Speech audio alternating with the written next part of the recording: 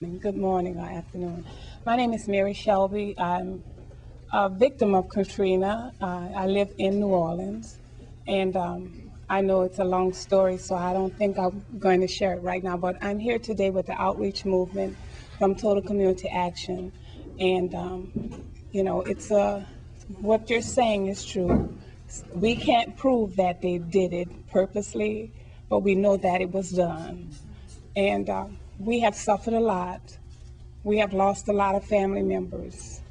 And I think with all of the devastation that you all had, to lose a loved one and to lose someone that you will never see again, it's worse than the house, the furniture, the clothes, or whatever.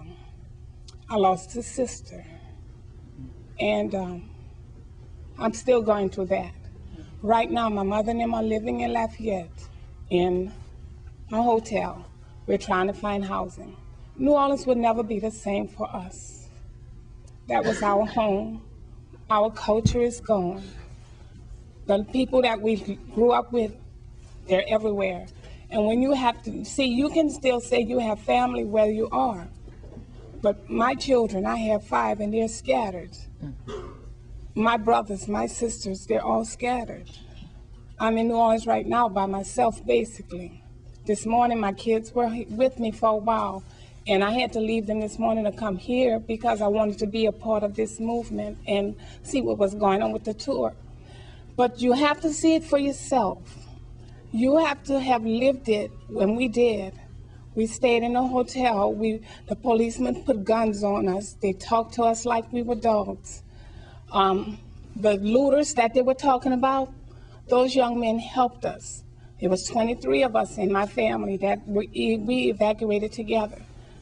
And they helped us. They gave us food for the babies. They gave us clothes, milk for the babies and whatever. They gave us water. We had to use we lived in an abandoned house. The police boat came and got us from the hotel. They put us on a bridge. The police bus took us from the bridge, put us in an abandoned area and told us good luck.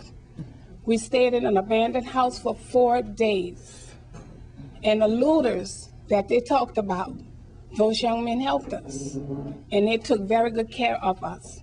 But even with that, no one has said what happened and what they're going to do about it. The government is not doing anything for the people in New Orleans.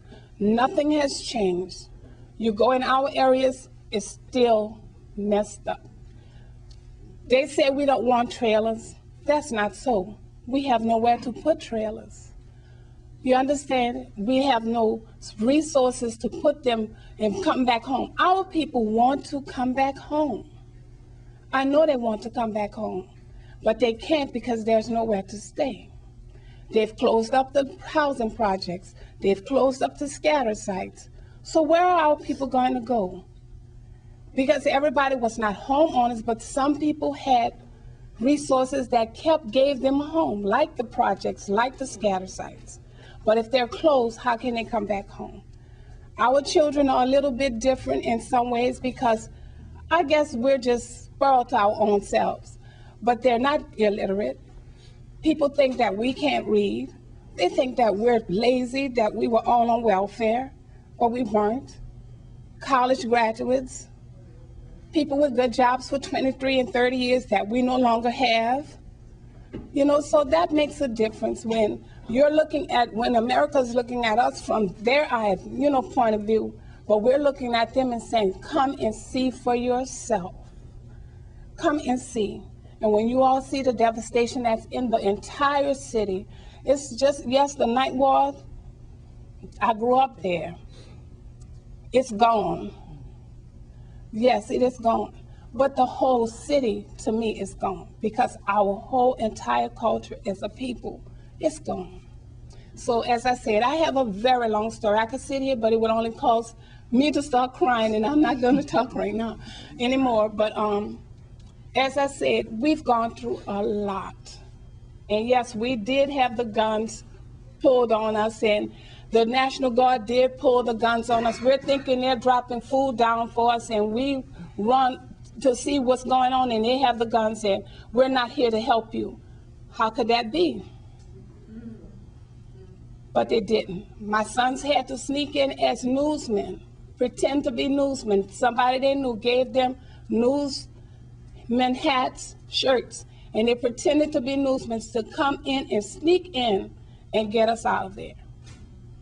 Because we couldn't get out and nobody could come in.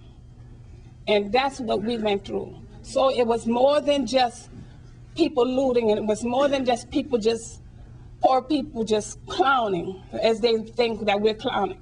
We were suffering, and we did suffer, and we're still suffering right now. Rent is high. We can't afford some of the rent that they're charging $1,200 for a 2-bedroom apartment. We can't afford that.